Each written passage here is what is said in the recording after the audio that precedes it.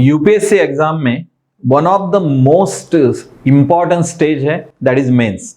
जैसे कि हम जानते हैं मेंस में ज्यादा से ज्यादा मार्क्स आए तभी हमारा लिस्ट में नाम आएगा। ओके, हम नॉलेज जो गैदर कर रहे हैं वो ज्यादा से ज्यादा मार्क लेके फाइनली एग्जाम में सिलेक्ट होने के लिए ये कर रहे हैं। ये कभी भी हमें भूलना नहीं चाहिए। तो जो भी हम रीडिंग कर रहे हैं, जो भी हम डेटा पढ़ रहे हैं, जो भी नॉलेज ले रहे हैं, वो हम कैसे साथ लेके एग्जाम हॉल में जाते हैं और वहां पे जो क्वेश्चन है उसके रिलेटेड आउटपुट कैसा देते हैं, उसके ऊपर सब कुछ डिपेंड है।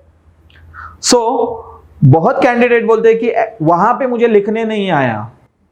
वहां पे जो भी कुछ हो रहा है वहां के 3 घंटों में मेंस में, उसकी शुरुआत 1 साल पहले, 1.5 साल पहले, 6 महीने पहले, जो भी आप प्रिपरेशन शुरू कर रहे हैं उसके बेसिस पे होती है। वहां से हम कैसे डेटा, फिर से एक बार बोल रहा हूं, कैसे डेटा वहां पे लेके जा रहे हैं, इनपुट कैसा कर रहे हैं, उसके ऊपर आउटपुट डिपेंड है। अभी के वीडियो का हमारा ऑब्जेक्टिव है कि एग्जैक्टली हम रीड तो कर लिए, बट उसका अगर कुछ नोट्स निकालना है तो नोट मेकिंग कैसे करेंगे ताकि वो प्रॉपरली मेमोराइज होके एग्जाम हॉल में उसको हम प्रॉपरली रिप्रोड्यूस कर सके। और ये सभी प्रोसीजर में हमारी कम से कम एनर्जी जानी चाहिए, पहला ऑब्जेक्टिव। दूसरा ऑब्जेक्टिव है ज्यादा से ज्यादा डेटा रिटेन होना चाहिए। हम मगअप नहीं कर रहे हैं, बट ज्यादा से ज्यादा डेटा रिटेन होना चाहिए ताकि हम उसको प्रॉपरली रिप्रोड्यूस कर पाए। ओके, रिवीजन के लिए उसका हेल्प हो जाए। ये 3-4 ऑब्जेक्टिव हमारी सक्सेस होनी चाहिए जब हम पढ़ रहे हैं उस वक्त। ओके, हमें सिर्फ पढ़ना नहीं है। तो अभी के वीडियो का वही ऑब्जेक्टिव है, एक नट शेल में हम देखेंगे। इसके लिए यहां पे एक डॉक्यूमेंट मैंने लिया है। ओके, फिर से एक बार बोल रहा हूं, ये डॉक्यूमेंट पढ़ना और उसका डेप्थ में जाना हमारा ऑब्जेक्टिव नहीं है अभी का। ओके, ये ज्योग्राफी रिलेटेड डॉक्यूमेंट है। हमें GS1 में जो सिलेबस में दिया हुआ है कि location of the different industries, तो सेकेंडरी जो इंडस्ट्रीज है उसका लोकेशन उसी जगह पे क्यों है।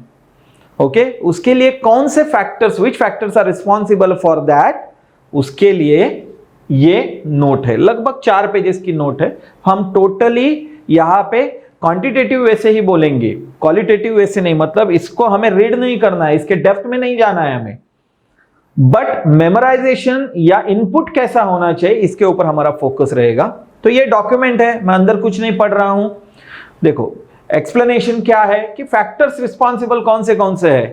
पहला मेन फैक्टर हम जिसको ए बोलते हैं, चलो फिजिकल फैक्टर्स। ओके, ए के नीचे फिजिकल फैक्टर्स में क्या है, क्लाइमेट। क्लाइमेट अच्छा होगा तो वहां पे हम इंडस्ट्री ये कर सकते हैं। सपोज जहां पे कंटिन्यूस फ्लड आ रहा है, साइक्लोन आ रहे हैं, अर्थक्वेक हो रहा है, वहां पे आप इंडस्ट्री एस्टेब्लिश करोगे क्या? नहीं करेंगे हम। Okay, so climate first factor. दूसरा availability of the raw material. Raw material आपको 3000 किलोमीटर दूर से लाना पड़ रहा है तो कॉस्टेज बढ़ेगा, कोई फायदा नहीं वहां पे इंडस्ट्री डाल के। तीसरा पॉइंट है वाटर एंड पावर सप्लाई है क्या। चौथा पॉइंट है लेबर। 5वां पॉइंट है ट्रांसपोर्टेशन।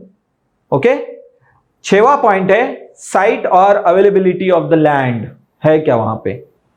तो ये पॉइंट 6 पॉइंट ए पार्ट में आ गए हमारे। दूसरा है इकोनॉमिक फैक्टर। इकोनॉमिक फैक्टर में है प्रॉक्सिमिटी टू मार्केट, मार्केट नजदीक है या नहीं। ओके, दूसरा है कैपिटल अवेलेबल है या नहीं, तो बी पॉइंट में 2 आ गए। तीसरा है फिजिकल पॉलिटिकल फैक्टर्स, गवर्नमेंट की पॉलिसीज क्या है। फॉर एग्जांपल IT इंडस्ट्री में गवर्नमेंट बहुत ज्यादा सब्सिडी दे रही है या 3 साल के लिए टैक्स रिबेट दे रही है, तो ऐसे इंडस्ट्री में जाना। तो गवर्नमेंट पॉलिसीज क्या है, स्पेशल सेज कोई सेटअप हुआ है क्या। तो ये हो गया पार्ट सी में 2 पॉइंट। अभी पार्ट डी है other factors, split location. Okay, economic of scale और एग्लोमरेशन। स्प्लिट लोकेशन मतलब क्या कि सपोज हमें कार बनानी है तो टायर कहीं दूसरी जगह पे बनाने दिए, मतलब उसको फ्रैगमेंटेशन करके ये किया। और एग्लोमरेशन मतलब बहुत सारे इंडस्ट्रीज एक ही जगह पे है इसलिए बेनिफिट हो रहा है, लाइक दैट। तो ये अदर फैक्टर्स है। ठीक है, फिर से एक बार, हमें यहां पे क्या नहीं करना है, हमें यहां पे ये चैप्टर को कंप्लीट नहीं करना है, ओके, नहीं तो मुझे कम से कम 1.5 घंटा लगेगा उसके लिए। हमारा ऑब्जेक्टिव है इससे आउटपुट क्या कर हम निकालेंगे। अभी तक पता चल गया होगा हमें कि ये पूरे जो पॉइंट्स है इसके अंदर बहुत सारा कंटेंट है, वो अगर वहां पे आंसर लिखना है तो हम लिख सकते हैं, ये पढ़ना है, उसमें से और ज्यादा चाहिए वो हमें निकालना है। बट ये सभी फैक्टर्स हमें याद रहे तो देखो A B C D 4 part है और उसके अंदर और फैक्टर्स है। तो ये मुझे पता चला तो मैं इसको नोट फॉर्मेट में लेके जाऊंगा। अभी नोट भी बनाते वक्त नोट्स बनाना एक आर्ट है। नोट्स बनाना क्या है? नोट्स बनाना एक आर्ट है। नोट्स हमें ऐसे बनाने हैं, पहली चीज जिसका रिवीजन को बहुत बेनिफिट होगा। दूसरी चीज है ऐसे ही चीजों के नोट्स बनाने हैं जहां पे हमें मैक्सिमम पॉइंट फॉर्मेट, अभी यहां पे पॉइंट फॉर्मेट में है, हमें उसको याद रखना है। और तीसरी चीज है मिनिमम बनाने हैं। फॉर एग्जाम्पल आप लक्ष्मीकांत का नोट्स बनाने जाएंगे, एज इट इज लिखते जाएंगे तो दूसरा एक बुक तैयार होगा। हमें क्या उसमें से एक्सट्रैक्ट करना है वो भी हमें याद रखना है ताकि प्रॉपर मेमोराइजेशन हो, प्रॉपर उसको ये करे, हम रिप्रोड्यूस कर सके। अभी बहुत बार नोट्स बनाते वक्त हम क्या करते हैं, एक पेज लिया, बहुत सारी पेजेस लिए और लिखते चले गए बड़े बड़े हैंडराइटिंग में। हमारा ऑब्जेक्टिव क्या है नोट बनाने का पीछे? तो जो मैंने बोली है वो ऑब्जेक्टिव है हमारी, तो उसको एकदम शॉर्ट करना है, एकदम कंसाइज। कैसे करना है? तो एक A4 है, उसको लेके हमें क्या करना है, उसको फोल्ड करना है। एक A4 हमने लिया, उसको फोल्ड किया। फॉर एग्जाम्पल पकड़ो, ये A4 है, ओके, ये एक A4 है। ये A4 को हमने ऐसा फोल्ड किया, फिर से एक बार ऐसा किया, तो ये 4 पेजेस बनी है हमारी, ओके। टेक्निकली यहां पे क्या हुआ, 4 पेजेस हमारी बनी है। तो ये एक A4 कंसीडर करके हमें उसके ऊपर लिखना है। फॉर एग्जाम्पल मैंने इसी के एक नोट बनाई है सो दैट हमें क्या होगा, प्रॉपरली अंडरस्टैंड होगा। अभी जो मैंने दिखाया ये एक A4 है, ओके।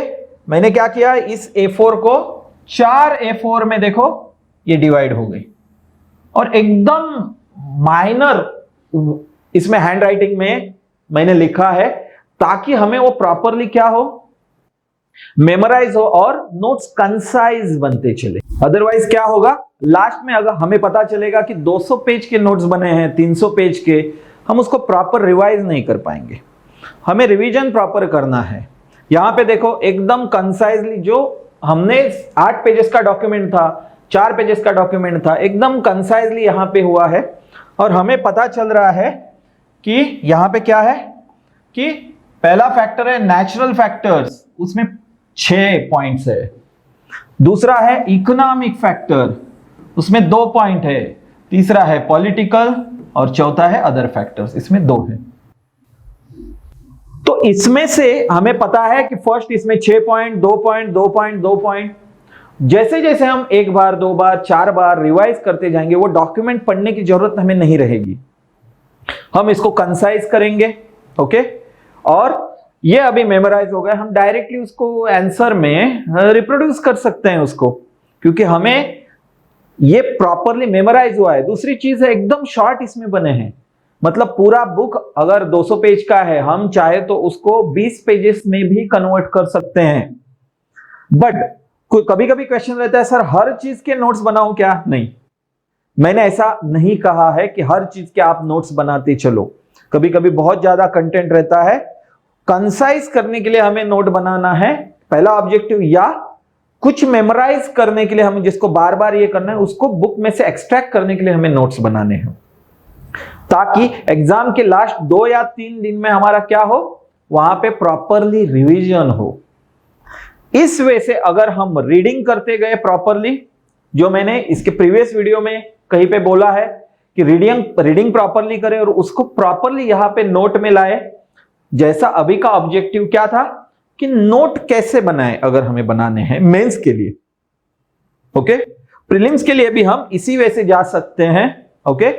बट उसको फैक्चुअली डेटा में लाना पड़ेगा हमें। वो बुक पे जहां का वहां लाया, that would be beneficial, okay. Prelims के जो भी नोट बनाने हैं वो बुक में ही आपको ये करने हैं, एडिशन करने हैं, ओके। कुछ पेजेस पे आ सकते हैं, ओके ज्यादा फैक्टर्स है वहां पे, बट मैक्सिमम बुक में ही आने चाहिए। बट मेंस के जो आप बना रहे हैं उसको एक साइड में जितना आप जोल्ट डाउन करते रहेंगे उतना आप प्रॉपरली उसको रिवाइज करते रहेंगे तो फाइनली उसको आंसर में हम ला सकते हैं।